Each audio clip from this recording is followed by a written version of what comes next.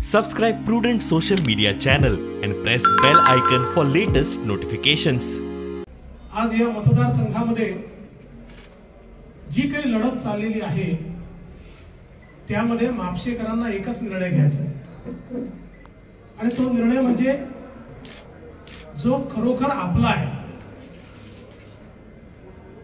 जो म्हापशाचा खरा प्रतिनिधी आहे, अशा जोशुआला आपण निवडून द्यायचं की ज्यांचा रिमोट कंट्रोल कलंगूट मध्ये आहे, अशा उमेदवाराला आपण निवडून द्यायचं.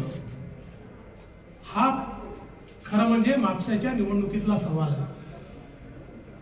काही लोकांना असं वाटतं की आता भरपूर संपत्ती आल्यामुळे त्याच्या जोरावर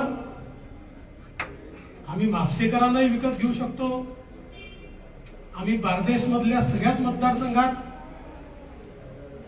कब्जा करू शकतो आणि त्यानंतर आमचंच राज्य त्या ठिकाणी चालवू शकतो. आणि म्हणून त्यांना प्रॉक्सी पाहिजे. म्हणूनच शिवोली मधले उमेदवार असो, म्हापशामधले उमेदवार असो, ते उमेदवार नाही आहेत, दे आर प्रॉक्सीज. आम्ही म्हणून तसं रिमोट कंट्रोलवर चालले पाहिजे आणि म्हापशेकर हे कधी सहन करणार नाहीत, हा मला विश्वास आहे.